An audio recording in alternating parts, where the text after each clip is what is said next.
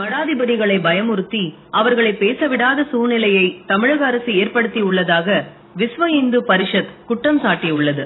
விஸ்வ இந்து பரிஷத் அகில பாரத பொறுப்பாளர் ஸ்தானு மாலையன் திருவண்ணாமலையில் செய்தியாளரிடம் கூறியதாவது: அறநிலையத்துறை நடத்துகின்ற கல்வி நிலையங்களில் கூட மாற்று மதத்தினர் அதிகாரிகளாகவும் ஆசிரியர்களாகவும் பணியாற்றி வருகிறார்கள். ஆனால் சிறுபான்மையினர் ஆலயங்களிலோ அல்லது கல்வி நிறுவனங்களிலோ இதுபோல நிலைமை இல்லை. இந்த ஆலயங்களை அரசு நிர்வாகம் செய்வதை விஸ்வ இந்து பரிஷத் எதிர்த்து வருகிறது. இந்துக்களுடைய ஆலயங்களில் மட்டும் தமிழக அரசு தலையிடுவது கண்டிக்கத்தக்கது.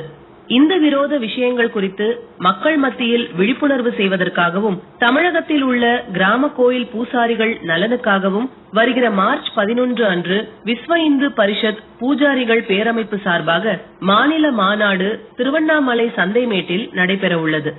தமிழக அரசு கோயில்களை வழிபாட்டு தலமாக இல்லாமல் ஒரு சுற்றுலா தலமாக மாற்றி உள்ளது என அவர் கூறினார். தமிழகத்தில் உள்ள பெரும்பான்மையான கிராம கோயில் பூஜாரிகளுடைய ஒரு மாநாடானது கடந்த டிசம்பர் மாதத்தில் நாங்கள் முடிவு செய்தோம். அதனுடைய அடிப்படையில் வரக்கூடிய மார்ச் மாதம் 11ஆம் தேதி திருவண்ணாமலையில் இந்த மாநாடானது ஏற்பாடு. அடிப்படையாக இந்த மாநாட்டுடைய விஷயம், ஒரு மதசார்பற்ற அரசு ஒரு மத நம்பிக்கை இருக்கக்கூடியவர்களுடைய ஆலயங்களையும் வழிபாட்டு தலங்களையும் மடங்களையும் நிர்வாகம் பண்ணுவதை விஸ்வ இந்து பரிஷத்தை எதிர்க்கிறோம். மதசார்பற்ற அரசு சொல்லியாச்சுன்னா எல்லா மதத்துக்கும் சமமான நீதி கொடுக்கும். சிறுபான்மையினர் என்கின்ற பெயரில் அவர்களுடைய வழிபாட்டு தலத்துக்குள்ளால எந்த விதமான நடவடிக்கையும் எடுக்காமல் பெரும்பான்மையாக இருக்கக்கூடிய இந்துக்களுடைய ஆலயங்களை ஆங்கிலேய ஆட்சியை பின்பற்றி சுதந்திரத்துக்கு பிறகு அது பண்ணிக்கணும். அதனால விஸ்வ இந்து பரிஷத்தினுடைய கோரிக்கை, அரசே ஆலய நிர்வாகம் இந்துக்களாகிய பக்தர்களும் ஒப்படையுங்கள். எப்படி நிர்வகிக்கணும்னு விஸ்வ இந்து பரிஷத் ஒரு விஷயம் எம்ஜிஆர் காலத்தில் 1980 எதுக்கு நம்ம போராடிக்கிறோம். அதனுடைய அடிப்படையில் கோயில்கள்னு சொல்லும்போது அதனுடைய நிர்வாகத்திலே பூஜையில் இருக்கக்கூடிய பூஜாரிகள் முக்கியமானவர்கள். ஆனால் இன்னைக்கு மதரசையில் இருக்கக்கூடிய முல்லா மௌலவிகளுக்கு பென்ஷன் கொடுக்கிறது, உருது பள்ளிக்கூடங்களுக்கு மானியம் கொடுக்கிறது, ஹஜ்ஜுக்கு போகிறதுக்கு விஷயங்கள் செய்வது. ஆனால் கோயில்களுடைய நிர்வாகத்தில் இருக்கக்கூடியதை பற்றி கவனப்படுத்தாமலும் பூசாரிகளுடைய நலனை பற்றி கவலைப்படாமல் இருக்கிறதுனால இந்த மாநாடு சில கோரிக்கைகள் யோஜனை பண்ணியிருக்கு. அது பூஜாரிகள் பேரமைப்பு வரக்கூடிய நாள்களில் அவர்கள் யோஜனை பண்ணி அந்த தீர்மானங்கள் 11ஆம் தேதி மக்கள் மத்தியில் சொல்லப்படும். இப்போ சில ஆளுகளுக்கு தோணும், ஏப்பா இப்போ இருக்கக்கூடிய மாநாடு நம்ம வருஷம் நடத்தும் சின்ன சின்ன மாநாடுகள் இருக்கும். தேர்தல் வரக்கூடிய நேரத்தில் கடந்த 3 மாதங்களாக 4.5 ஆண்டுகளுக்கு முன்னாலே சொல்லப்பட்டிருக்கக்கூடிய பூஜாரிகளுடைய நலனை பற்றி சொல்லிக் கொண்டிருந்த அரசு விஸ்வ இந்து பரிஷத் இந்த மாநாடு டிக்ளேர் பண்ண உடனே அவசரமாக இன்னைக்கு ஒரு மாநாடு ஏற்பாடு பண்ணி, அது கருணாநிதி அவர்கள் முதலமைச்சராக இருந்த நேரத்தில் பூஜாரிகளுடைய நல வாரியம் அமைக்கிறேன்னு சொன்னதோ, அதுக்கு பிறகு அந்த அரசுகள் சொல்லப்பட்டதோ ஒன்றும் நடத்தலை. இந்துக்களுடைய சாபம் திருப்பரங்குன்றம் கோயில் விவகாரத்தில் நடந்து கொண்ட விஷயங்களில் ஏதோ ஜோசியர் சொன்னாரோ ஏதோ தெரியல எனக்கு. அதனுடைய அடிப்படையில் பரிகாரத்துக்காக பூஜாரிகளை கூப்பிட்டு மாநாடு நடத்திருக்கிறேன்னு நான் நினைக்கிறேன். ஏன்னா இந்த மாநாடு தமிழகத்தில் இருக்கக்கூடிய ஹிந்து மக்களுடைய கோயில்கள் பாதுகாக்கிறதுக்காக இருக்கக்கூடிய பல போராட்டங்களும் பல வேண்டுதல் கடையில் இருக்கக்கூடிய பூஜாரிகள் ஒரு ஏற்பாடு. இதே மாதிரி அறநிலையத்துறையில் இருக்காங்க, மடங்கள் இருக்கக்கூடிய பிரச்சனை இருக்கிறது. ஆனால் இந்த அரசாங்கம் மடாதிபதிகளை கூட பயமுறுத்தி, தமிழகத்தில் இருக்கக்கூடிய மடாதிபதிகளை பயமுறுத்தி அவர்களை பேச விடாத அளவுக்கு கூட பண்ணியிருக்காங்க. அதுக்காக அவர்கள் தீக்காவையோ இல்லை வேற புரட்சி இயக்கங்களையோ தூண்டி விடுவாங்க. அதனுடைய ஒன்று தான் தர்மபுர ஆதீனத்தில் பட்டண பிரவேசத்துக்காக இருக்கக்கூடிய ஏற்பாடுகள் பண்ணது.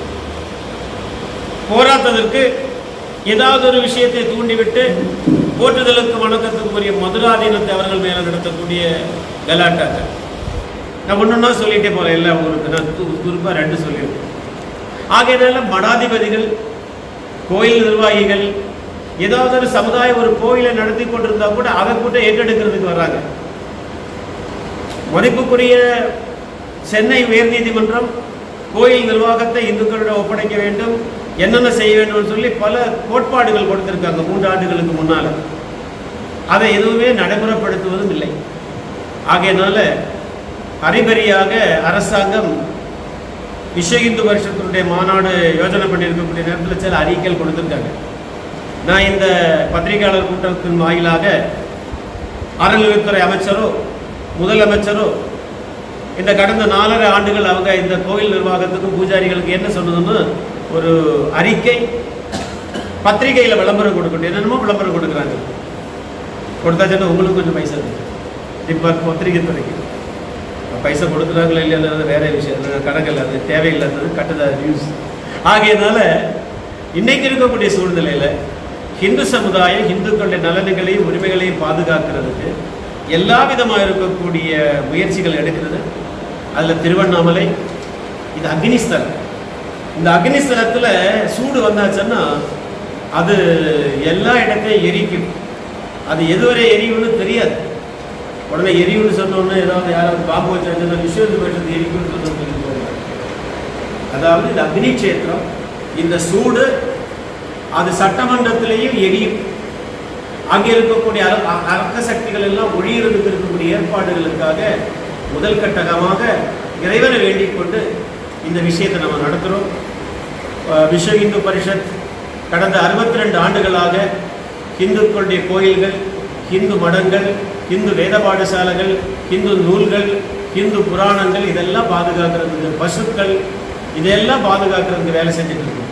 துரதிர்ஷ்டம் என்னன்னு சொன்னால் அறநிலைத்துறை நடத்தக்கூடிய கல்வி நிறுவனங்களில் கூட மாற்று மதத்தினர்களை அதிகாரிகளாகவும் ஆசிரியர்களாகவும் நிர்வாகம் பண்றாங்க. அதுக்காக விஸ்வ இந்து பரிஷத்து போராட வேண்டி இருக்கிறது. உதாரணத்துக்கு கன்னியாகுமரி மாவட்டத்தில் இருக்கக்கூடிய இணைக்கப்படாதமாக இருக்கக்கூடிய ஆலயங்களை பற்றி ஒரு விஷயம், அது HRSC கணக்கில் சேர்ந்தது.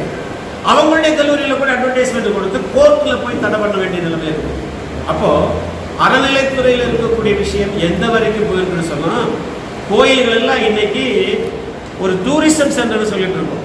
ஆகையினால விஸ்வ இந்து பரிஷத் நாடு முழுவதும் உள்ள எல்லா பாராளுமன்ற உறுப்பினர்களையும் மேல் ராஜ்யசபா உறுப்பினர்களையும் பார்த்து அரசாங்கம் எப்படி கடல் மீன்துறைக்கு ஒரு அமைச்சகம் இருக்கிறதோ, அதே மாதிரி விவசாயத்துக்கு ஒரு அமைச்சரகம் இருக்கிறதோ, அதே மாதிரி பிலிகிரிமேஜுக்கு ஒரு அமைச்சரவை வேண்டும் என்று நம்ம வேண்டிக் கொண்டிருக்கோம்.